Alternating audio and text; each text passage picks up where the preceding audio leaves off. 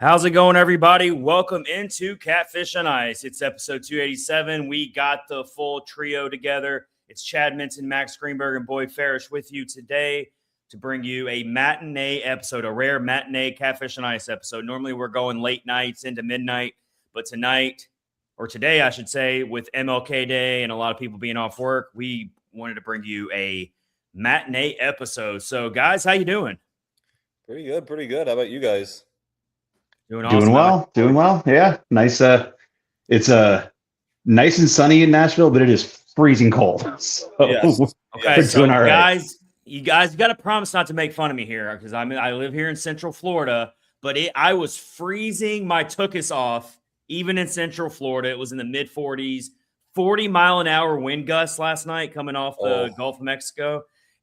We were getting crushed by the winds, so it can even get cold all the way down here in Florida, just so you guys know. Not as cold as you guys, but I mean, wind is bad no matter what. Like I would rather have just cold than wind, honestly. When you live in Florida for now over 3 years for myself, your blood changes, man, and you become a weakling when the temperature drops below 60, you're done for. It's the apocalypse.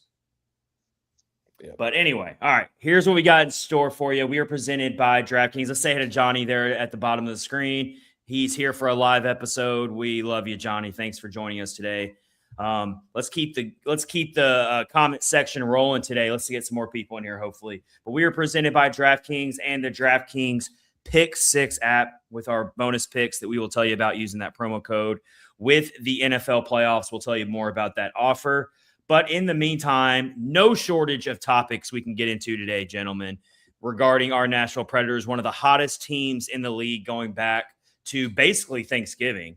Boyd shared a really good stat that he came across via natural stat trick, and we can put it on the screen. But basically, the Preds are one of the hottest teams in the league based on wins going back to November 26th. They are tied for the most wins in the NHL with Colorado, Tampa, Detroit, and Buffalo. Pretty good company to be in there, guys. And, of course, we see Buffalo tomorrow, definitely one of the hottest teams in the league.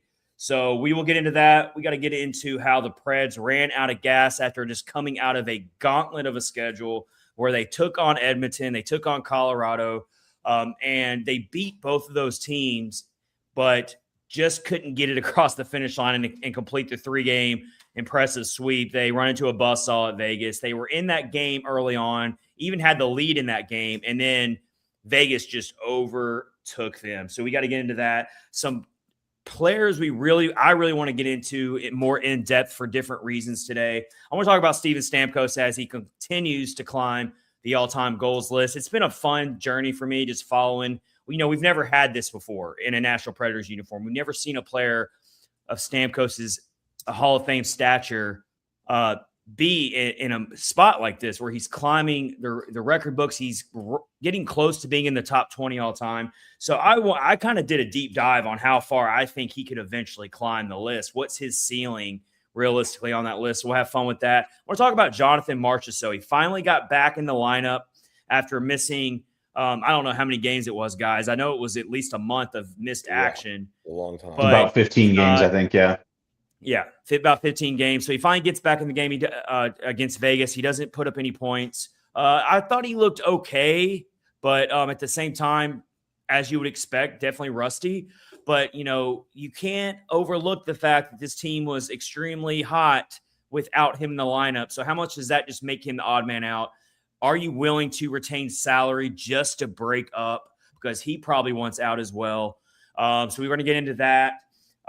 We wanted to the overall theme of this episode, we'll talk about it multiple times in this episode today, is are we finally becoming believers and ready to trust the Predators again? I'm seeing very split reactions, even among the fans who've been the doubters all along. Even some of them, at least the ones I'm coming across on social media, are starting to come around a little bit. I think that win over Colorado easily will do that for you when you become the first team of the entire season to beat that wagon of a team on their home ice in regulation. I mean, that's going to make even the biggest critics start to believe a little bit. So we want to really get into that. It's going to be an overall theme. What am I missing, guys? What other topics are we getting into? I guess probably some other things. Also, talking for me to potentially talk a little bit about Bruno, and always the Nick Blankenburg discussion is always pretty good. That's always good. Oh, yeah. It's always fun to bring up some Nick Blankenburg when Max Greenberg's in the building, for sure. And rightfully so, because Max called it. Max has been in the corner of Nick Blankenburg way before it became popular. Let me just put it that way. Max was the first to that. He convinced me of Nick Blankenburg, and I knew he was good, but Max has been in this guy's corner, and he has been validated in that belief early on, definitely. So credit to Max for that one. But, also we want to talk a little bit about, we figure the Preds are still going to be sellers. They kind of have to be because they've got all these free agents coming up. And then, even though they're on this wild card bubble and they're making the push, I guess I'm going to frame it. And I think we should open the episode with this, guys. But I want to frame it by how can the Predators walk the line of being sellers but still keeping the magic alive and keeping this playoff push alive? You don't want to just burn it down and just not give yourself a chance now that you are suddenly in this playoff race. So how can Trotz walk and chew gum at the same time, basically? How can he accomplish both tasks effectively and still keep this playoff magic alive? Let's go to Max first on that one, and then we'll go to Boyd, and then I'll give my response to that. That question right there is honestly something I've very much been taking day by day till the deadline approaches, because we're still over a month and a half out, really closer to 2. So there's still time to decide, what ends up happening, between now and the deadline.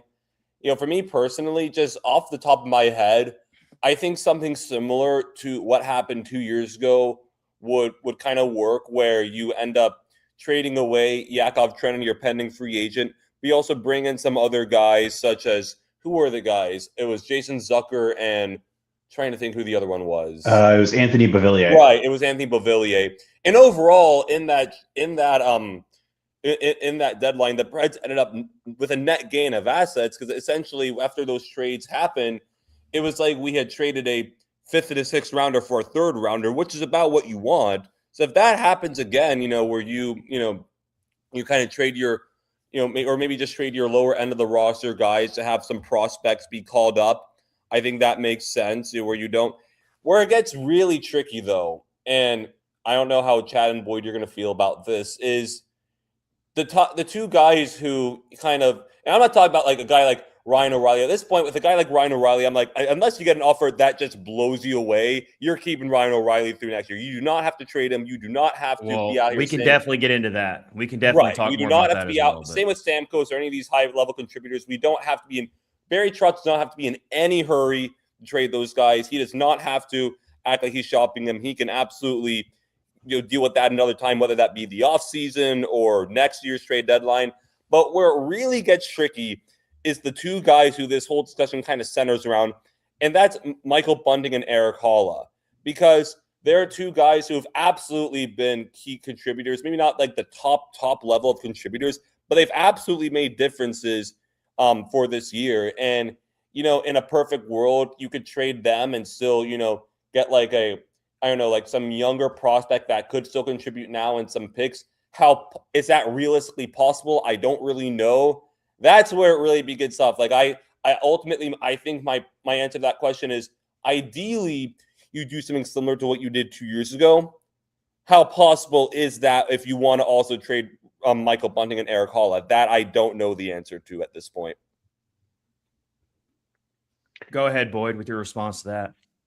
Yeah, I mean, I think you hear it pretty often from teams that are maybe a little higher in the standings than was expected or anticipated, that the general manager wants to reward the players, so to speak. Right. He wants to give them a chance to, they're in the mix. You give them a chance to be in the mix. You can always decide to, sell off, if they start to fall back down.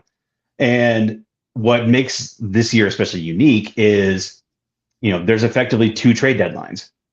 And because there's one right before the Olympics, and then there's a roster freeze through the Olympics. When they come back from the Olympics, I think they have 9 or 10 days until the actual trade deadline. 5 games, and it's 5. Yeah. I know they play in 5 games. I think they play the day before the trade deadline, but I think they have 5 Yeah. games coming out And of the teams Olympic are already break. starting to make trades. Vancouver just made a trade minutes before they Mhm. this episode with Preds legend Kiefer Sherwood. Exactly. Yeah. Going to San Jose. What Yeah. a time to be alive for the San Jose Sharks. I know, right? Mhm. But I think what you're going to see, over the next couple weeks is, barring a dramatic shift leading up to the Olympics, I would say for now, Barry Trotz probably stands still.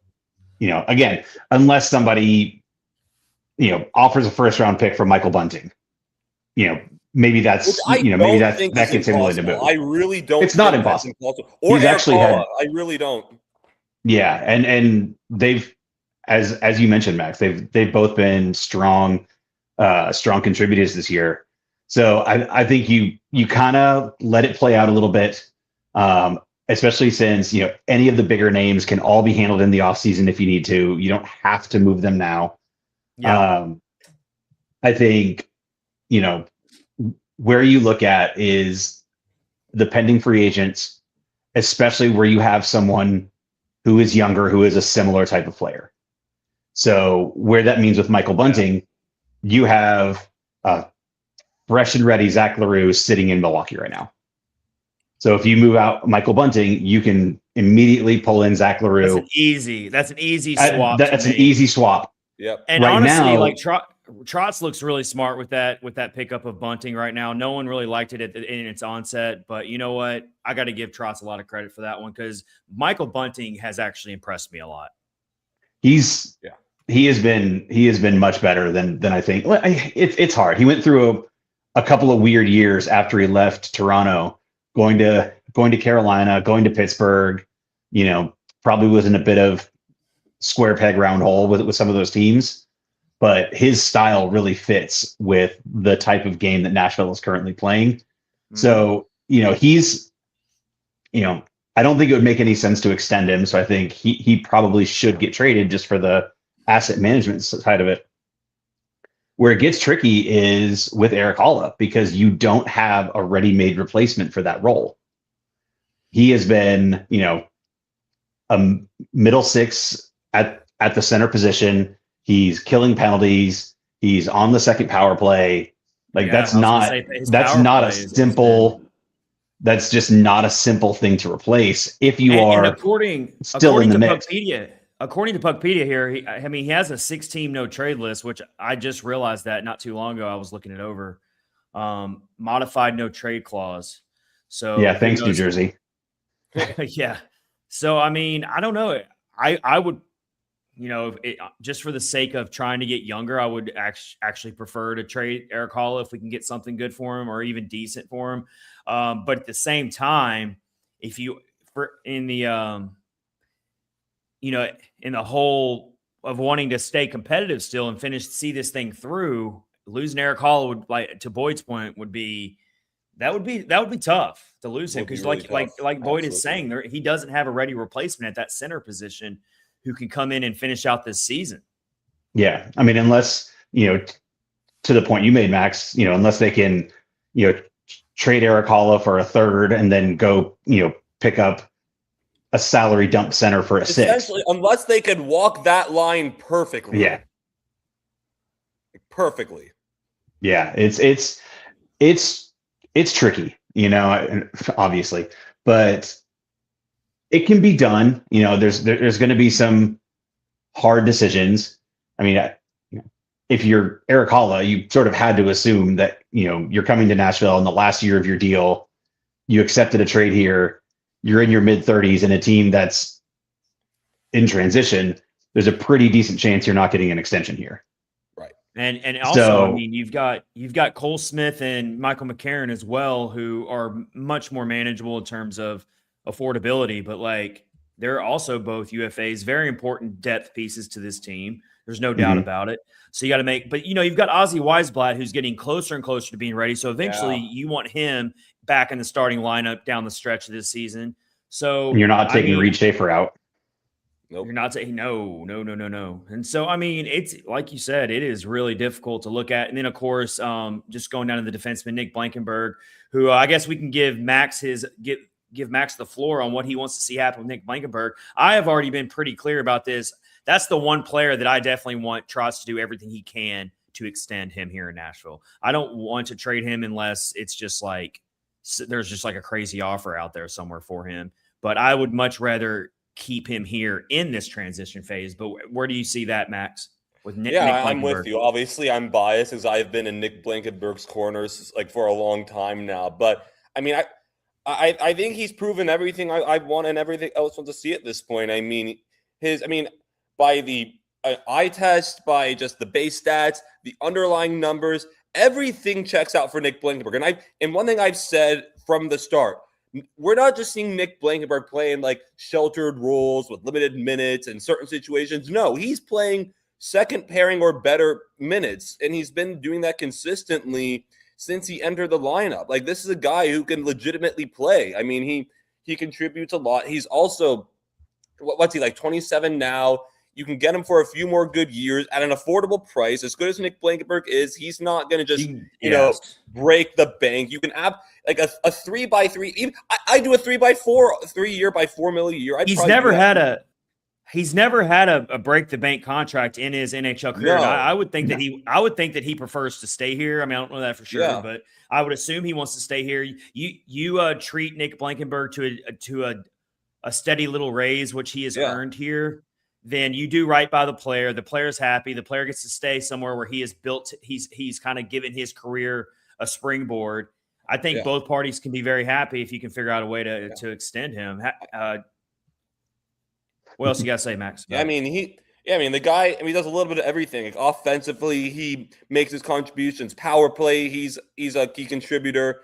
Like, even he still makes plays defensively. Like, I remember Boyd said the other night in the game against Edmonton, he locked up Connor McDavid. Like you said, Boyd, you're saying what you said, like 90s Gary Payton out there. I know it's different sport, but we're not even overselling it here.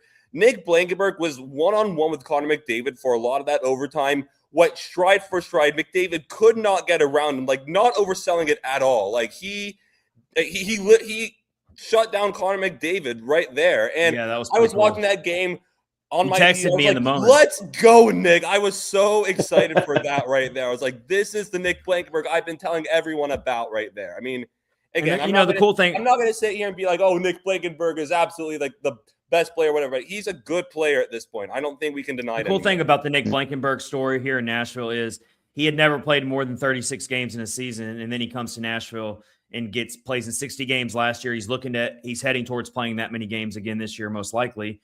And so, I mean, he's basically gotten his NHL career going while being in Nashville, and it would be so cool to see him stick around longer. Do you feel kind of the same way about that, Boyd? Yeah, I mean, I think there's sort of a couple sides of it, from a kind of roster management, depth management, and then, what you do with the player.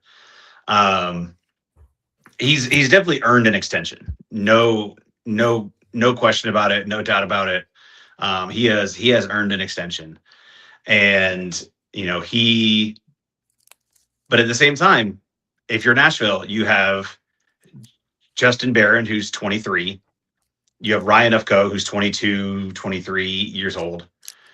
You've already got, the rest of your right side with Nick Perbix. And at some point, you've got to make a decision which players you're going forward with, because, they're going to have to find time for Ufko in the NHL. No doubt about it. For the acquisition cost, they paid for Justin Barron. You have to do something with him. I'm close to kind of calling that a loss, to be honest. Yeah. I mean, uh-oh. Sorry. Do we lose Boyd? No, I'm there. Yeah, it's acting up. Yeah, it's going to be a tough one to figure out. I mean, and I think it comes back to the same thing of, similar to Holla or Bunting. If someone comes with an offer that's big enough, I don't think you can turn it down. Like he is a useful player for sure.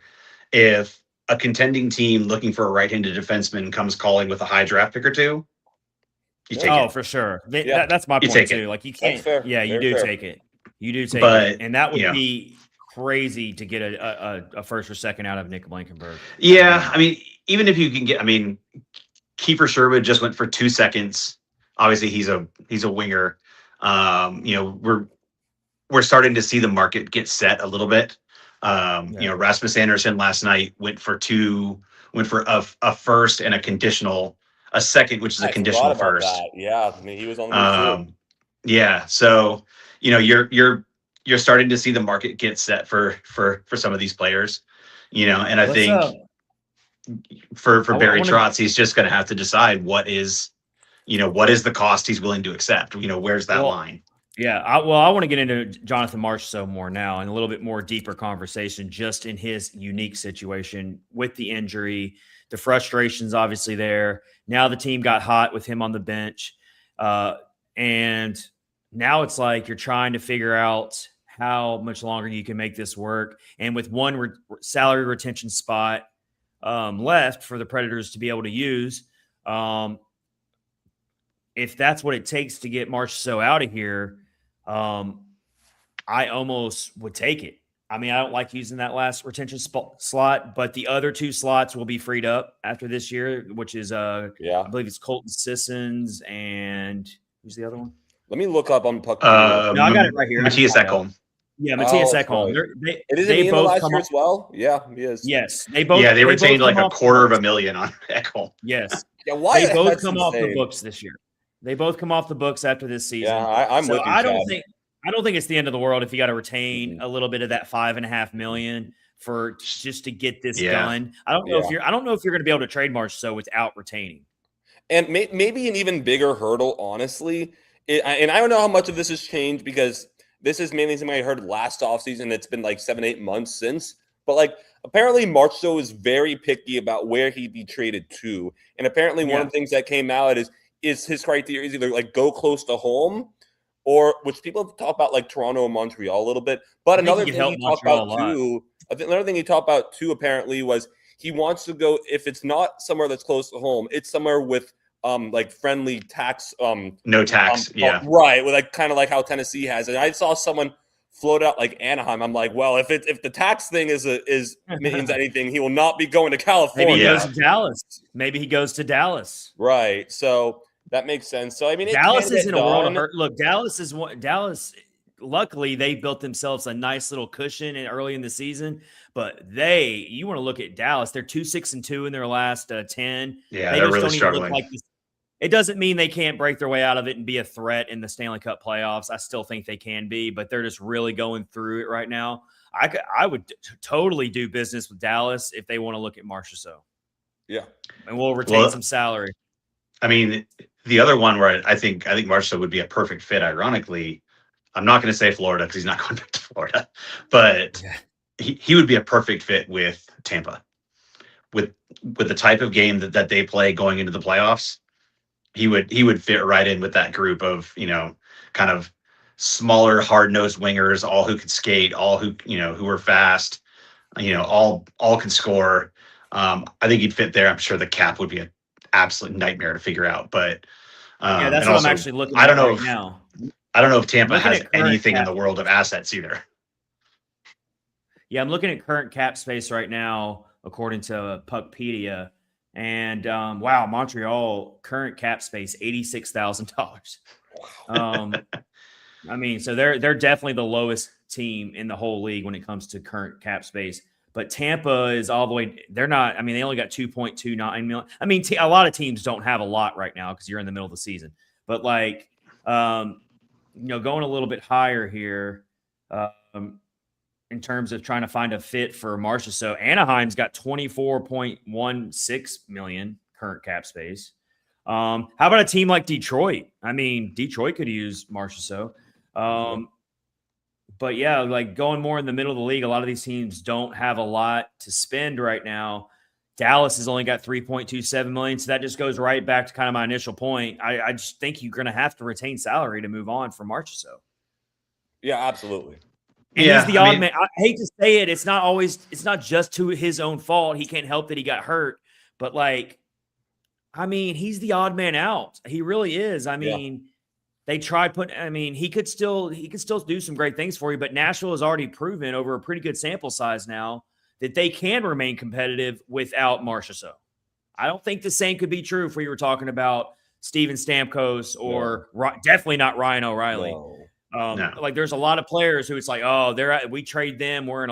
It's going to be a serious damper on our playoff hopes. No offense to Jonathan Marchessault. It wouldn't surprise me at all if he goes to a contender and scores a couple big playoff goals for them possibly. The guy's still an outstanding, great player in this league who can score clutch goals. It just sometimes it's not a match, and it's clearly not a match here in Nashville. So if you can make it work with him and you can find the right fit, I say you go for it and we move on. Yes. Yeah, I think the other part of that potentially is, if you do move a guy like Michael Bunting, again, because of the amount of term left, you don't have to deal with Marchessault right now. It made a little bit of sense made a lot of sense earlier in the year when, dragging the bottom of the standings again, to go ahead and start making your moves and working towards the future really purposefully. But you also think about it this way: if you're still in a push for a playoff spot, even somewhere close to it, and you move on from someone like Michael Bunting, that now opens up a spot in the lineup for Marchessault in a playoff race where, again, you're not carrying quite as much burden on a guy like Matthew Wood, who is, shown very well, but that's a lot to ask of young players. It gives a little bit of a buffer. And then, you can always deal with it in the offseason where there's a little more time. Teams have more cap space, so you're less likely to have to retain. And, and hopefully at that point, Marchessault has a strong run, to close out the season, and your options in the offseason are that much greater. Yeah. Where I'm at with it, trading Michael Bunting, no brainer. I would like to trade Erik Haula as well. I know that would hurt us. But again, I think we still got to think about the transition here. We still got to think about how much do we want to jeopardize the long-term transition plan just to most likely get beat in the first round. I understand that argument from that segment of the fan base. It's totally a fair argument to have here. But at the same, you're walking a fine line, as we keep coming back to. But Bunting, I think you can do good on. I would try to trade Michael McCarron, honestly, if I could. I'm just trying to think of ways to sell, but also keep the competitive thing moving. And I'm also thinking about Ozzy Weisblatt. That's why Marchessault makes so much sense to trade, because Ozzy Weisblatt can move in. He's getting close to being healthy. So that opens up a spot for him, which you totally want to get him back in the lineup when he's healthy. And then, of course, Matthew Wood and Reed Schaefer have already proven that they belong in this lineup and shouldn't be taken out. And they're huge parts of the future.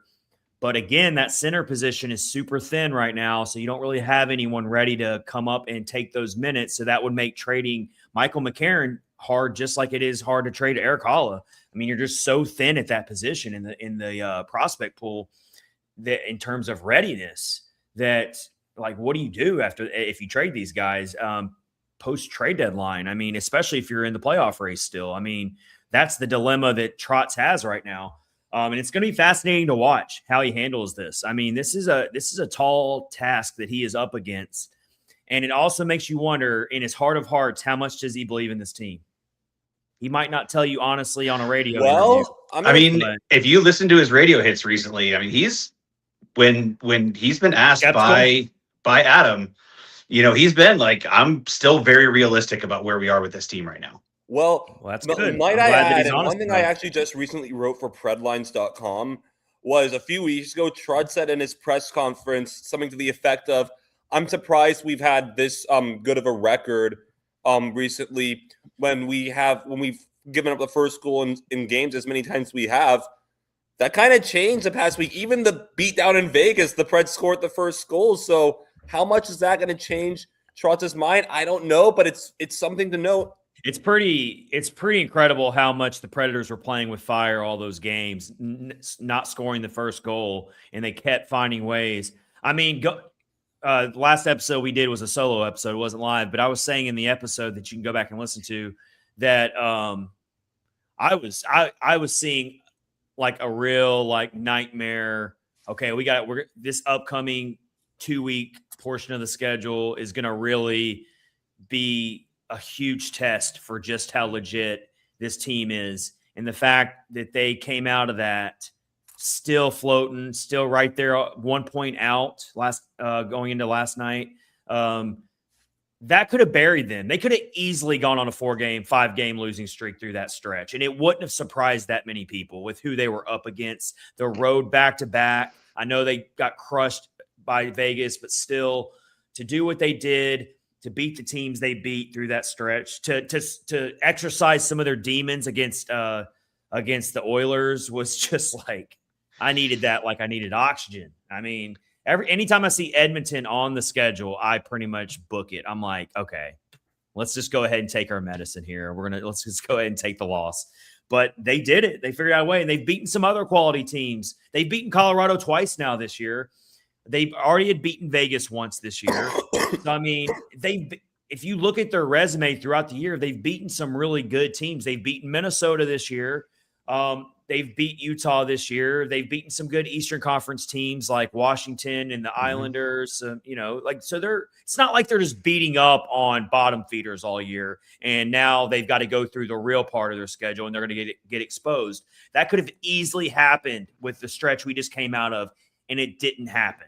So now that's why people are finally starting to admit, okay, let's start taking this team a little more seriously here, because they went through the gauntlet and they didn't fall flat on their face. They came out on top. And also, I mean, I still think the goaltending could be so much better. I'm not saying it's horrible. Saros is definitely stealing games for us. I did see the tweet from Adam Vinian talking about all the steals that that Saros has made this year. You know, they call it a steal based on goal save above expected and all those analytics. And Saros has stolen a lot of games for the Preds this year. But I hold Saros to such a high pedestal. I think he has another gear in him. And if he gets into that top level gear, then the Preds absolutely have a great chance to be one of the 2 wildcard teams if he can really find that gear, because his save percentage is still below 90 this late in the season. So, you know. Yeah, I mean, a bit of a grain of salt on that is the league average save percentage is like 896. Wow. I have seen that. Yeah, that the whole league's save percentage is down this year. There's a lot of goalies he's that still are below. He's still below 3.0 goals against average, which is really the more important part. Are you letting goals in? All I'm saying is the guy's got another gear. I mean, that's just that's the high standard I hold him to.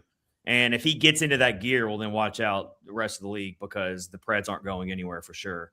The fact that they've managed to stick around with this with getting, we'll just call it average goaltending, maybe slightly above average goaltending, but we know Saros has the capability to just go on a heater and just absolutely steal games away. Not to totally change topics or anything, but I think what's even a bigger, not surprised, but I think what's more telling kind of about this from the Preds is they're doing all this without Philip Forsberg just dominating. This is not the first time I've said that. Philip Forsberg has, one thing that's kind of strange about that is I kind of was worried about a little bit, because Forsberg is getting up there in age, and you kind of think around this time is the time that he'd start to kind of tail off a little bit. But when you look at his underlying numbers, they're pretty much right around where they've been the past few years. So I'm not really sure what's going on as far as his base stats not really being there at this point in the year. But it's pretty impressive the Preds are chugging along without him absolutely going off. Mm-hmm. Yeah, that's a really good point. I'm glad you bring that up. Real quick, I want to tell you guys about the current offer with DraftKings and the Pick 6 app. A great sponsorship for the show. They've always stood by us in the Hockey Podcast Network. So we want to show them some love right now and tell you guys about a really awesome offer as we continue to watch what's been a very dramatic NFL playoffs. I mean, I'm not even a diehard Buffalo fan. I'm not a Buffalo fan at all, but I was definitely pulling for them, and my heart breaks for that fan base. And so, I mean, Especially I need after you guys to go today. through. I need you guys to go through a little bit more heartbreak with your hockey team tomorrow because they're playing my Preds. But other than that, I wish nothing but the best to the Buffalo Sabres because, like I said, that's one of the most beat down sports towns. Like if you combine their hockey team with their football team, and you saw Josh Allen like just raw human emotion in his press conference. I mean, but anyway, let's tell you about what's going on here in the NFL playoffs, and of course with our offer. Every yard, every sack, every interception, and every touchdown with Pick Six, DraftKings' newest game. Every snap can turn into a big-time payout. This isn't just watching the game. This is playing to win. Here's how it works. You pick more or less on 2 or more player stats. The better your picks, the bigger your payout. It's that simple. And here's the kickoff bonus. New DraftKings customers get $50 in Pick Six credits and just a $5 entry on your first pick set. You know the game, now make it pay. Download the DraftKings Pick Six app now and use code THPN. That's code THPN. Play just $5 and get $50 in Pick Six credits. Make the call, ride the upside in partnership with DraftKings Pick Six. The crown is yours. Gambling problem, call 1-800-GAMBLER. Help is available for problem gambling. Call 888-789-7777 or visit ccpg.org in Connecticut. Must be 18 plus. Age and eligibility restrictions vary by jurisdiction. Pick Six not available everywhere, including New York and Ontario. Void where prohibited. 1 per new customer. Bonus awarded as a non-withdrawable Pick Six credits that expire in 14 days. Terms at pick6.draftkings.com/promos. Limited time offer. Very limited because the NFL playoffs. What are we down to the Final Four, gentlemen? Final Four? Mm-hmm. So we got LA and Seattle. Yep. So division rivals. And then we got New Denver. England and Denver. I mean, who saw that Final Four coming? So fun stuff there. I don't know who I'm going for now at this point. I mean, I don't have a problem with Denver or New England, so I guess I'll just go for whoever comes out of that bracket. I don't really care too much for the NFC, so I'm for the Rams. I'm for the Rams personally. Okay. What about you? Who are you taking, Boyd? I probably the Rams. I've always been kind of a Matthew Stafford fan. Like he makes some of the throws that he can make are just unbelievable. And, you know, I probably would have been for the Broncos because I grew up a huge Elway fan. But now that they're no longer have a starting quarterback, I think that's gonna be tough going against New England with a backup quarterback. I think New England wins. I would not just count Denver out. They still have a great defense. Denver's a notoriously tough place to play. I even have in my group chat, my buddies back from college. We got a New England fan in there, and even he's been pretty confident all year, but even he's kind of saying in the back of his mind that going to Denver scares him a little bit. Yeah, I mean that you are not wrong. The Broncos defense is absolutely legit. And just playing in the altitude, mile-high city, I mean, that's never easy. How crazy was it to see CJ Stroud for the Texans throw 4 interceptions in the first half? And not to go into football discussion, he's starting to enter some conversations territory. I'll just say that. All right, let's shift it back to hockey, and let's talk about. Before we started the show, there was a topic that I forgot to bring up to you guys that I definitely want to cover. So how about we get into that one first? And I don't think Roman Josi is getting nearly enough credit for what he battled back from and the kind of season he's actually putting together right now. I'm not saying he's the Norris Trophy Roman Josi of old, but I mean, what this guy is doing is pretty amazing, considering what he was up against with his diagnosis with the POTS syndrome, which affects his dizziness and exhaustion and standing up too quickly. I mean, he's playing one of the most fast sports in the world, physically demanding sports, and his ice time's a little down compared to his career, but the guy's still contributing. He's still got a blast rocket of a shot, which he's already put on display recently.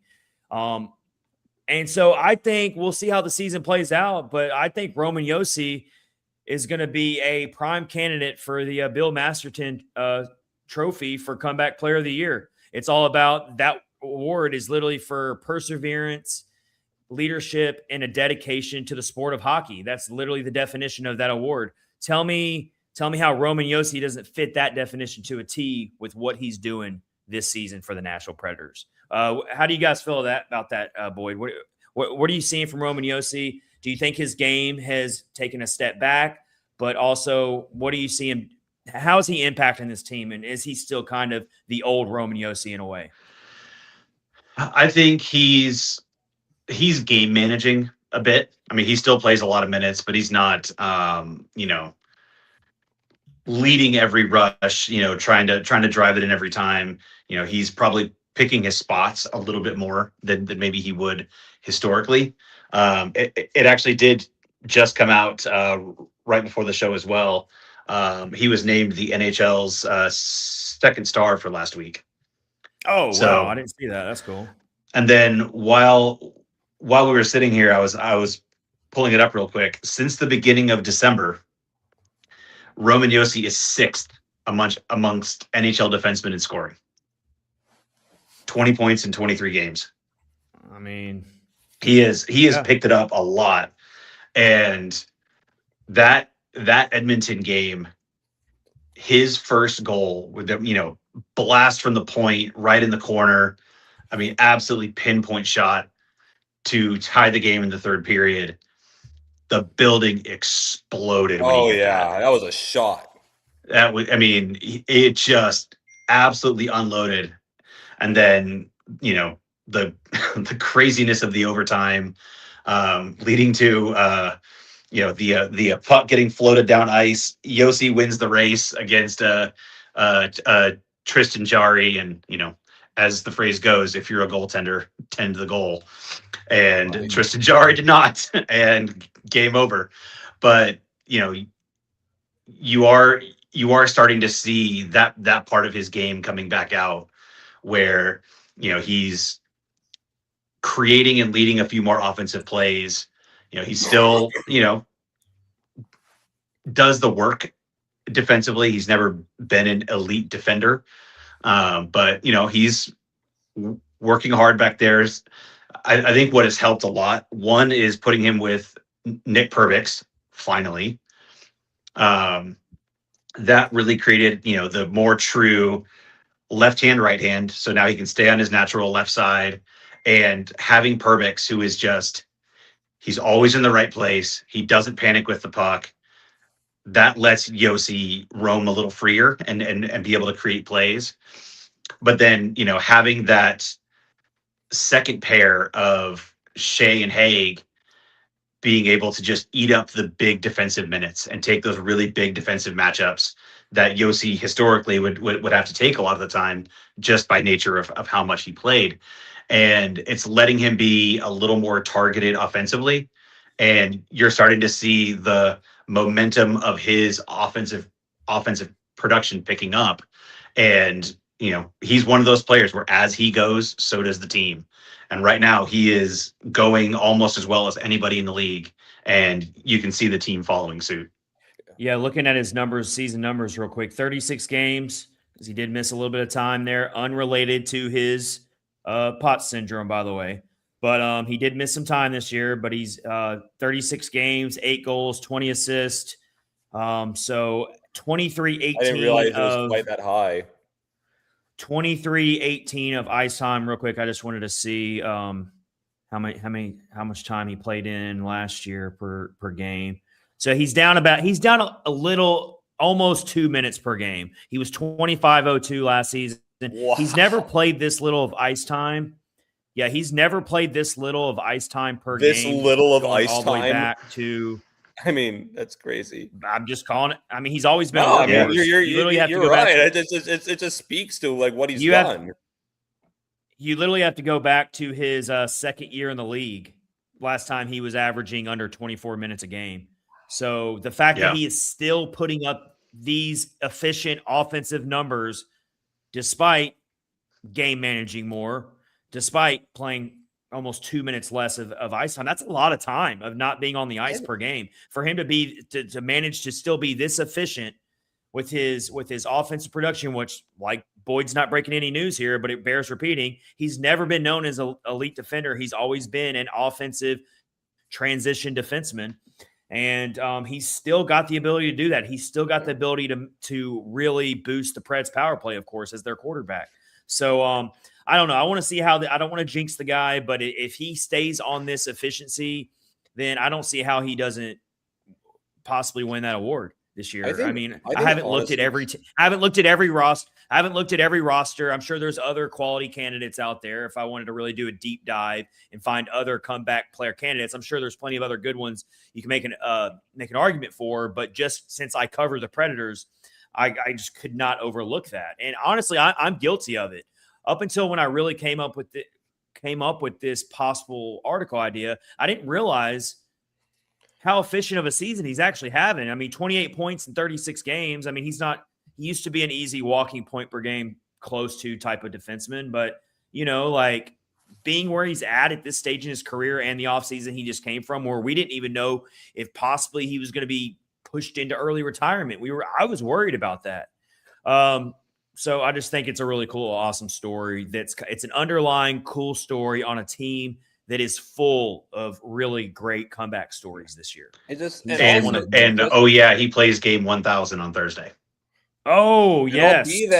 I'll be there. I think honestly what's so impressive. They better have a big time, some type of video tribute or something ready for him. I think what's also so impressive about Roman Josi at this point, it's not even just the pot syndrome. He has been a pretty injury-prone player throughout his career. He's had a number of concussions, and he's still doing what he's doing. A lot of guys, their bodies would have broken down on him at this point. But Roman Josi keeps chugging along. I mean, just the pure perseverance of it is just remarkable.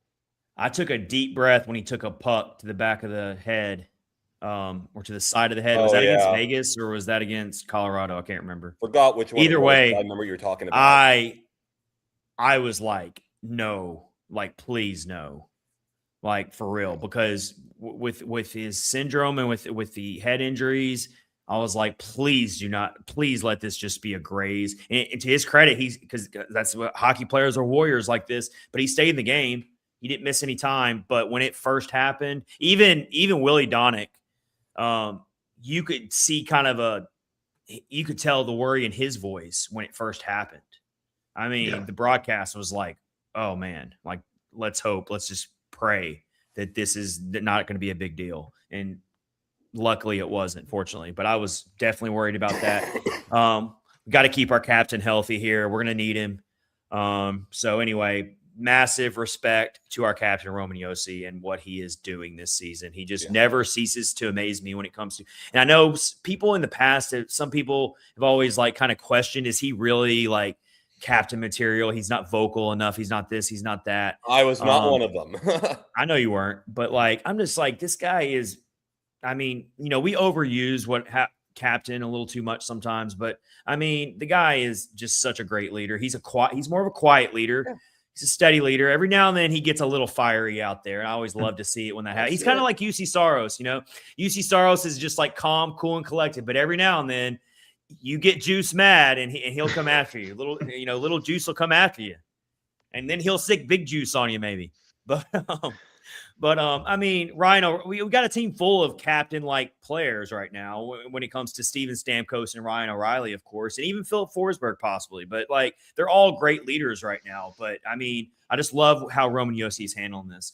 So let's get into probably our final Preds topic of the night, unless we're missing something or if you guys want to bring in anything else. Coming up on an hour long here, but I did want to talk more about Steven Stamkos because we've had bigger gaps in between episodes lately. And so, we haven't done a live episode in a while with a group discussion like this. So I really want to talk more about Stamkos, and I don't even think we really have to talk about he could still be traded. I'm not saying that, but I just don't see it happening now. I mean, again, the retained salary, again, the guy is playing really well for this team, probably wants to stay here. I just can't see them forcing him out the door like that. It just doesn't make sense to me anymore. But I do want to talk about how much longer can he keep climbing the goals list, I did do a deep dive article on it where I was kind of predicting, okay, how much longer can he stay this efficient? How much longer can he average 20 goals per season maybe? Or maybe he's going to take a little bit of a step back in his final year and he'll maybe only score 15 goals that year. But I was trying to do the math, and here's kind of the number I came up with. Let me pull it up. But guys, I think I had him finishing, if he averages around 15 to 20 goals per year, or maybe 25, even based on how he finishes this year, if he can stay hot, he could definitely finish well into the top 20 and maybe even top 15. But I think top 15 was my ceiling realistically. And let me pull that up real quick so I can actually have those actual players who he would be passing and who he would maybe finish around.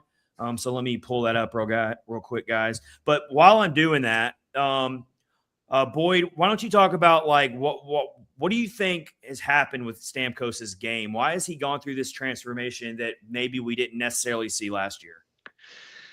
Well, I mean, I think there's a couple things. There's the personal side of it, of just feeling more comfortable where he is, having more time with a coach and understanding, more ability to kind of have a back and forth about how to work together.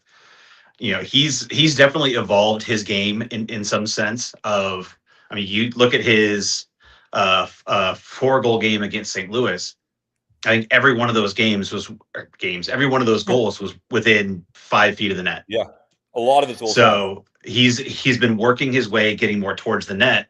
And what that's now doing is it's starting to open up more of the shots. So, I forget which game it was. It was the Washington game where they were on the power play. It got passed back out to Josi. Josi moved it to the other side to Forsberg, who did his sort of wheel in that he does from the right side. And then as Forsberg wheeled in, the defense collapsed, moved it over to Stamkos, just like he's done so many times. And it's him spending other parts of the game not being in that spot that is making that spot more open. And the more that, he keeps playing that way, more of those easy goals will start to come to him. I mean, and you think about, if last year being such a down year where, he didn't shoot nearly as much, just the emphasis on driving play really wasn't there. He still scored 27 goals.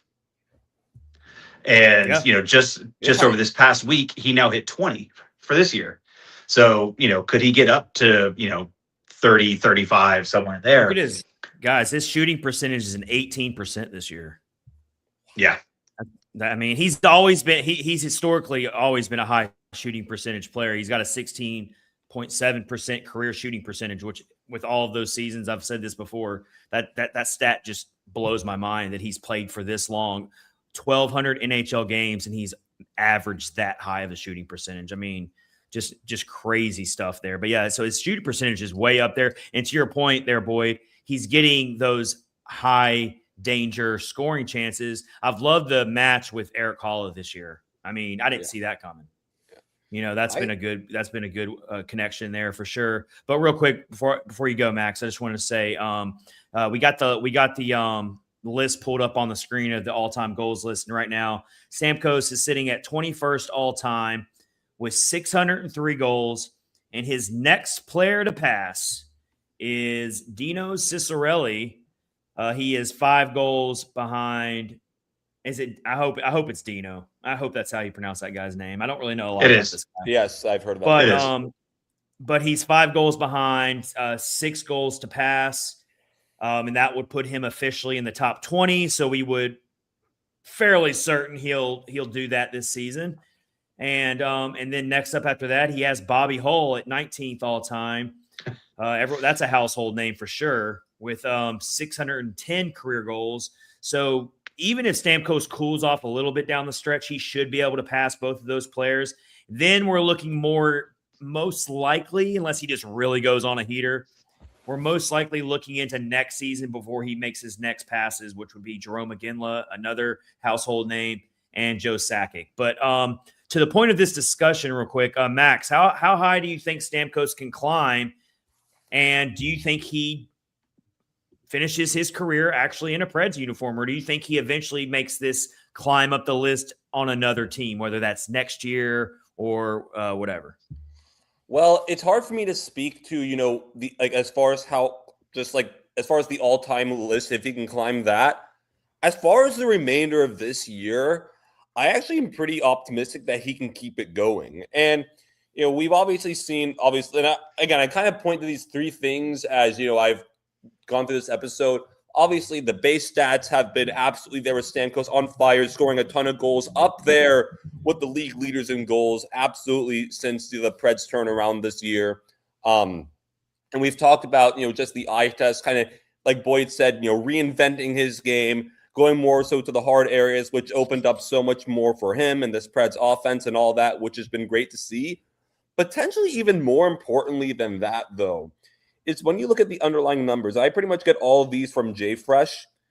Steven Stamkos, at least, just 5-on-5 offense or just 5-on-5 play, particular in the past few years, has really not been very good. I mean, one thing I've kind of talked about since he got to Nashville is it was obvious that, the play driving ability just was down. But this year and, kind of last year and the year before, his even strength offensive numbers, or just like the underlying numbers, as far as, from on a scale of 0 to 100%, like how much he's impacting the game. Last year and the year before, he was hovering about just under 25%. He's raised those offensive percentages almost 50 percentage points this year. I mean, it's unbelievable the shift he's had this year. And that makes me think for at least this year, he can keep it going. And, one thing I also want to talk about, and I can't help myself this episode talking about, is, and one thing you've always said, Boyd, and I agree with, is a lot of times when we look to, who's most responsible for the results, a lot of times you look to the players because they're the ones on the ice. They're the ones, having to execute and all that. And with that, you also have to give the players the credit for, a guy like Stamkos reinventing his game and all that. I don't think you can give credit to any one person more than Stamkos for what he's done. But how much of it is also Andrew Brunette being a help in that too? The guy, because obviously, like you said, coach and player have to work together. Is Stamkos, reinventing his game and doing all that? If at least he and Brunette aren't, working well together, Brunette, putting him in those situations to, help reinvent his game? I don't think so at all. And I want to make a distinction too. When you look at a guy like Jonathan Marchessault, you see him, with, him being in Vegas and his underlying numbers just falling off a cliff when he gets to Nashville as he ages. That's unfortunately kind of one of those things you expect more, because older players, when they get to new places and different locations, they kind of decline. You kind of expect that to happen. You don't expect what's happening with Stamkos, where he's in his mid-30s. The trends say he's declining, and he shoots upwards. I can't not give coaching credit for that. And if we guys don't want to go on a tangent here about Brunette, that's fine. But all these things about people acting like Brunette, just, not being able to coach. The guy can coach a pro. I mean, maybe he's not perfect, but the guy can still coach. Also, another little interesting stat here. So last year, 14 of Stamkos's 27 goals came on the power play. This year, only 5 of his goals, of his 21 goals, have been on the power play. So he is doing a little bit more at 5-on-5 compared to his first year in Nashville. Just kind of noticed that. It was kind of interesting to me. Stood out. But I mean, other than that, yeah, I think he's got better. I think he's more comfortable. He's been here longer. He went through a full off season here.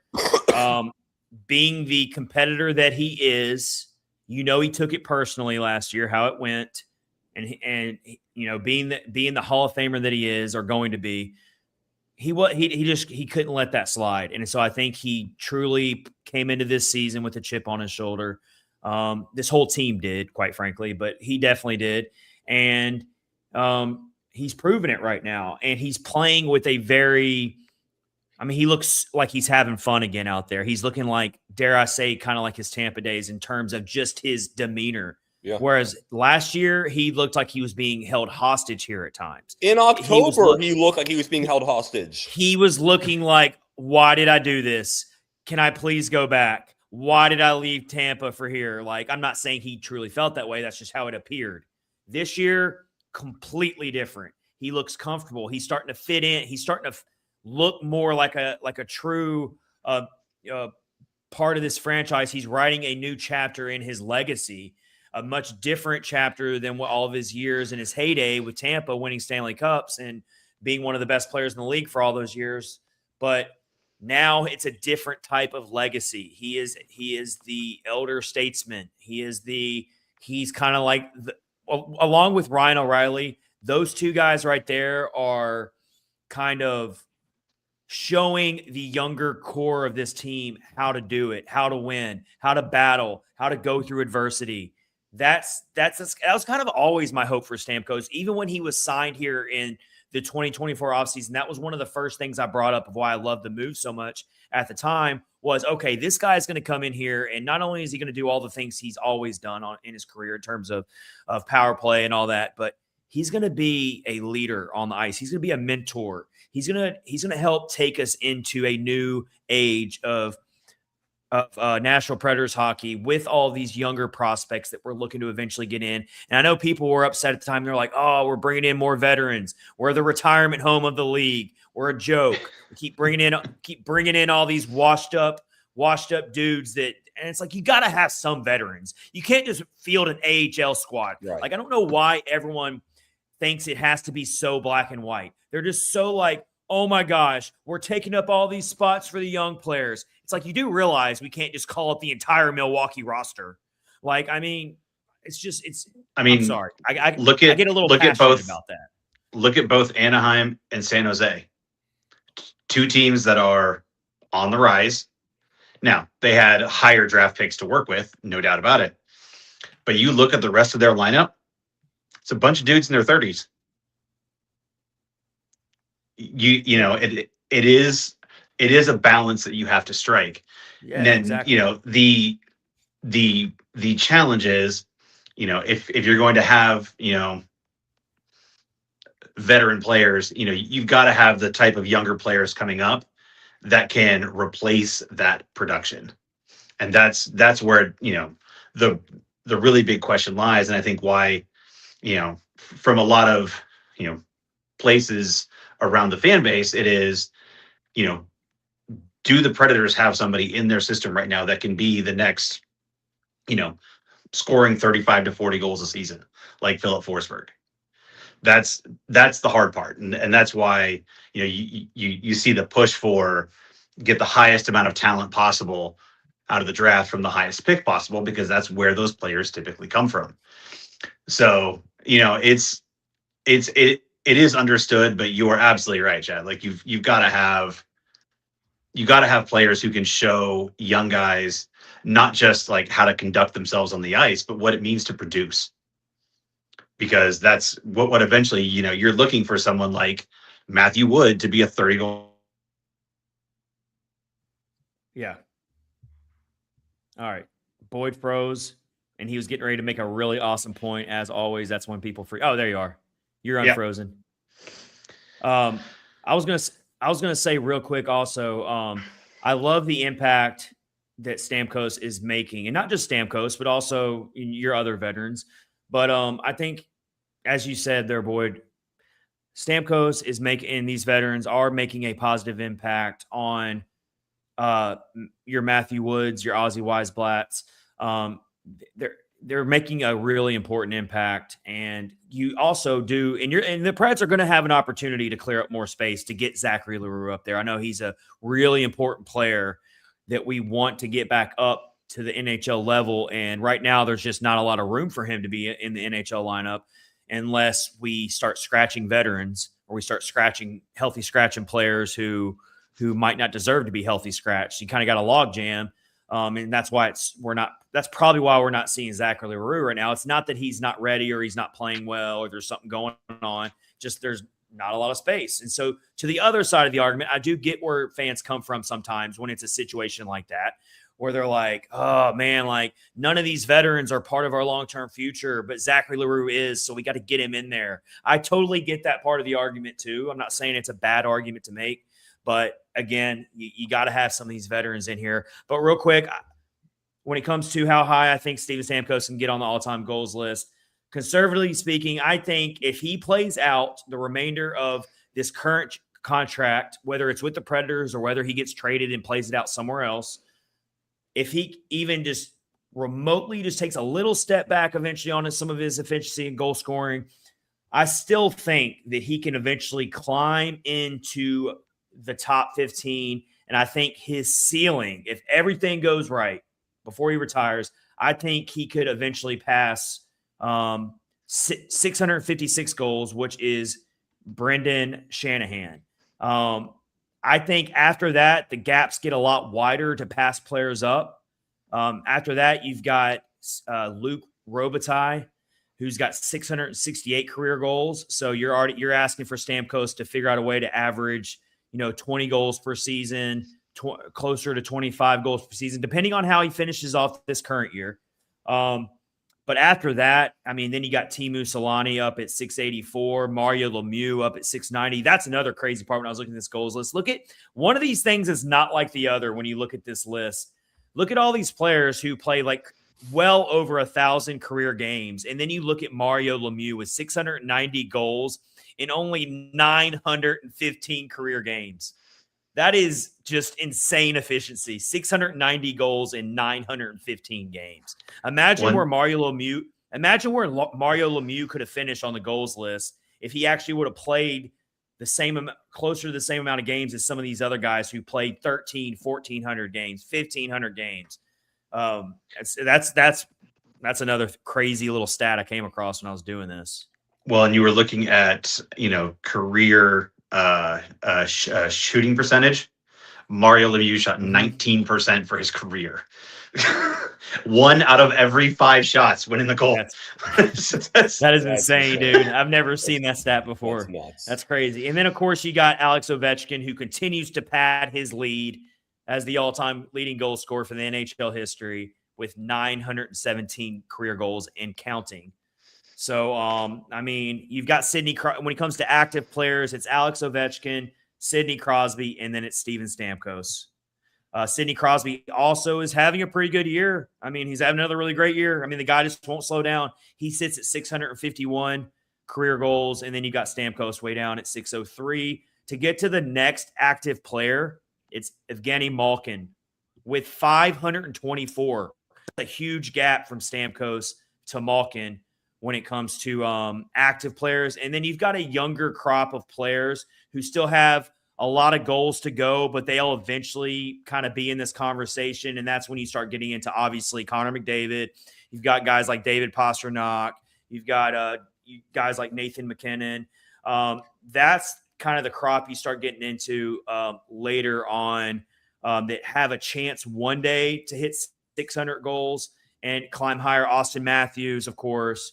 So, that next generation is the guys we'll be watching in the next few years, who will probably like 3 or 4 years before they can get that high. But so it's just a fun exercise because we haven't gotten a chance to enjoy this as a Preds fans. We've never had a player like this on this team that piles up the goals like this. So, it's pretty fun to watch. I've enjoyed it.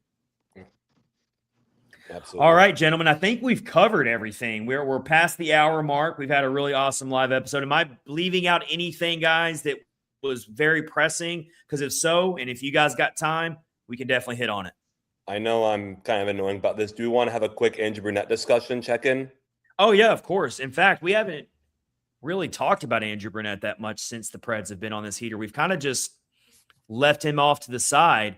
But, Max, I think we should maybe throw some love to Bruno's way. One of our first episodes of the regular season was basically, okay, how much longer can Andrew Brunette last with it going like this? And because there for a little bit, it was looking like the Preds might be even worse than last year. They were on pace early on there, and the signs they were showing, like we're in for another sub 70 point season probably. And to your credit again, Max, another win for you. You said, let's hold on, guys. Let's pump the brakes a little bit on the whole pitchfork scenario on Andrew Brunette. And you were very unpopular probably among a lot of people for going to bat for Bruno, but you stood tall. So Max, let's give you the floor on this. Do you feel vindicated about Bruno? Are you A little bit. convinced of Bruno, or how do you feel about it?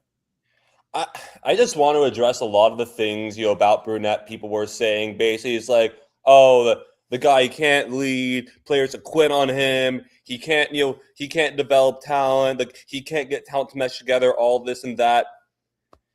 Let me just, I want to start first with the whole, what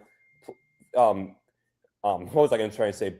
The whole thing with, the not being able to lead in the players and, not being able to motivate his guys and all that, the team quitting on him.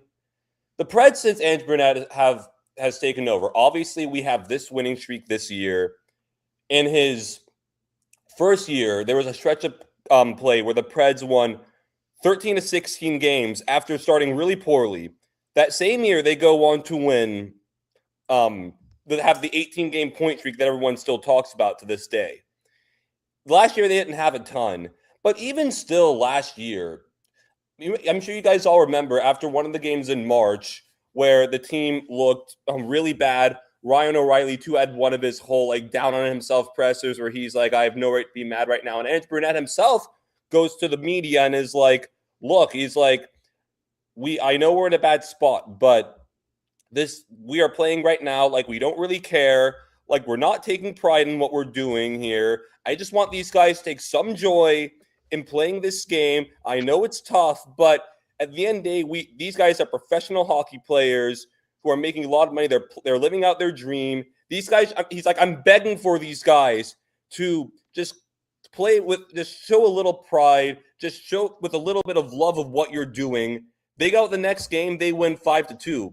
If this is a guy who just had completely lost the locker room, who the players have quit on, all that, none of those things I just mentioned, even just like the one game, would not be happening. Because even still, a lot of people will point to what Jonathan Marchessault said last year at the end of the year, kind of criticizing the system, lack of adjustment, all that. Say what you will, but you have a lot of, now not everyone's the same player, but you have a lot of the same roster from last year, and they're still buying in. I mean, they must be if they've gotten to where they've gotten. To that point, to what you're saying there, Max, I can promise you, I'm almost dead certain about this. I'm not saying you said it, or you said it. If there was something up with Andrew Brunette's ability to lead a locker room as a head coach, if there was something true to that right now, there is no way that this team would be doing what they're doing right now. No, with the talent depletion, with the talent gap that the Predators face on certain nights, we just saw it. And to see these veterans dig deep, if these guys weren't buying into Andrew Brunette, you better believe some of these players would not be. They would be more interested in where's my next trade destination right now, more so than winning for this franchise. And yeah, you could also say, well, yeah, but these guys are trying to raise their trade value. That's the only reason why they're playing this way. I don't buy that. I think Ryan O'Reilly's a perfect example. I mean, even Stamkos. If there was something up with the head coaching and the leadership in the locker room, you think Ryan O'Reilly, I mean, he's a competitor. He's always going to play tough no matter what situation you put him in. But I'm just saying, you can tell he wants to stay here and he wants to see it through. How about Michael McCarron? He did a post-game interview that I watched on the FanDuel Sports Network. It happened sometime this past week. It went around the social media airwaves, basically saying, yeah, we're playing to win, to push off this sell-off because we believe in each other. We believe in ourselves, basically what he said. Yeah. I mean, if this locker room that's was their fractured, job. That's what they should be doing. But if this locker room was fractured, or if there was something going on and Andrew Brunette was losing the locker room, I don't think it would be as chippery and as happy and they, you know what I mean? That's kind of my point. I'm not saying that he is the perfect long-term head coach, and we got to see how this season ends first. We got to see how this season ends. We got to see. There's still a lot of games left. There's still a big sample size. We got to wait to see before I come down truly on how I feel about Brunette. I don't even want to fully commit to Brunette next season. I really don't just yet, because I got to see how the Predators finish this thing out, before I really truly commit myself to Andrew Brunette next season. But I would probably say, yeah, he's safe. No matter what happens the rest of the way, he's probably safe going into next year. Yeah, and I also want to point out, and I didn't touch yet on the whole thing about people criticize him for not developing talent, not getting players to play all much together. Well, let me point out a few things. Luke Evangelista, development, consistent development. Matthew Wood, I know he's kind of tailed off, but even just getting the start of the year we had of them, that said something. There's someone who also has played well. Nick Blankenberg, I've talked a lot about him. Gus Nyquist, first year here. I mean, even Ryan O'Reilly this year, even Steven Stamkos this year. I mean, you're seeing guys who are coming in and, even some of the young guys too, who are ascending their game. And also like Adam Wilsby too, a guy coming in and still playing pretty well. Nick Perbix is kind of stabilized himself here. And a lot of these guys I'm mentioning kind of fall under that category of young player or players who are, kind of middle of the road guys, but are having good years, especially with Gus Nyquist. I'm still blown away that Andrew Burnett ever got that out of Gus Nyquist even 2 years ago. But if he were the bumbling idiot of a coach that a lot of this fan base makes him out to be, this wouldn't be happening. And all to say, Andrew Burnett is capable of running a professional organization. And you have a coach who is capable with the right talent, you can do stuff in this league. You really can. Let's give Boyd the floor to close out the episode. Yeah, I mean, I think what you've seen, is a bit of a growth of a coach. He was still, through last year, I mean, he's still a pretty young head coach. Yeah. In terms of overall coaching experience, time spent, as a head coach. And that was, the part of it that Barry Trotz was really vocal about was, he's growing into this job and I'm giving him the runway to grow into it. And, whether it's ups, downs, obviously there was, the early part of this year that seat got pretty warm. But, it's a case of, Barry Trotz stood by the person that he knows and, gave him the chance to work through some of the negative things that were taking place, make some adjustments.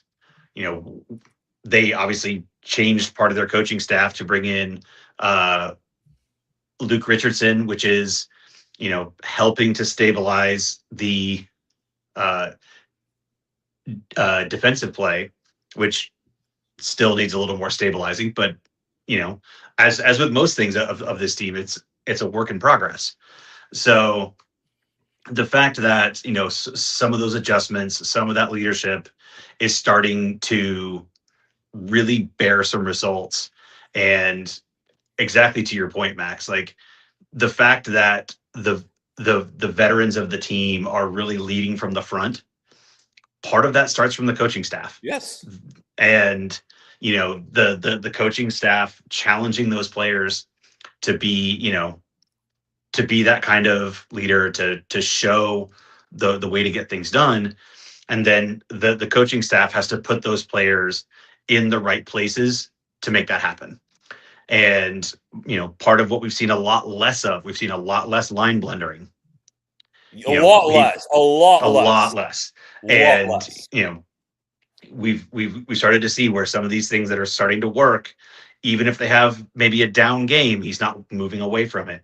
Some of that is just, again, growing up as a coach, learning to trust kind of your own decisions and the players that are enacting that process going forward.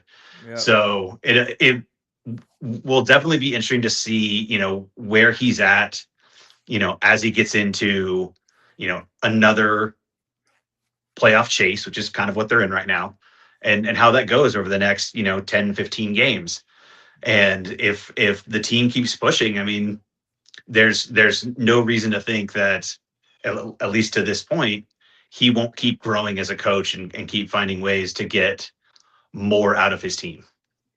That was used to be my biggest criticism of him, was that even if, obviously you can't control injuries, you have to do the line blender thing if you're dealing with a rash of injuries.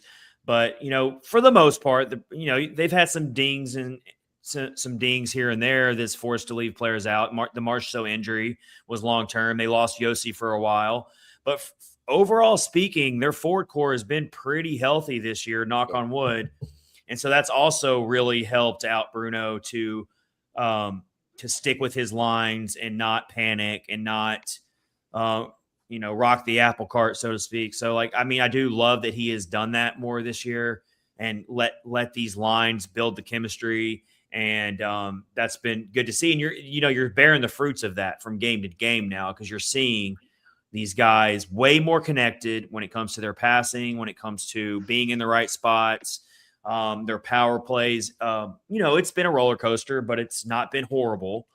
And so, yeah, there's a lot to build on right now. I mean, it could go either way. I mean, I really feel like it could go either way right now.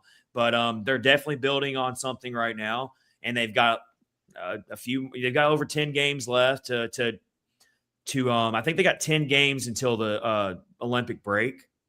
So, and then when they come back, it's like they're not going to have. So really going into the Olympic break for me is really going to give us an idea of what we could be going up against at the trade deadline based on where this team's at in the standings. If they fall 6 or 8 points back because of a losing streak here, that will dramatically change a lot.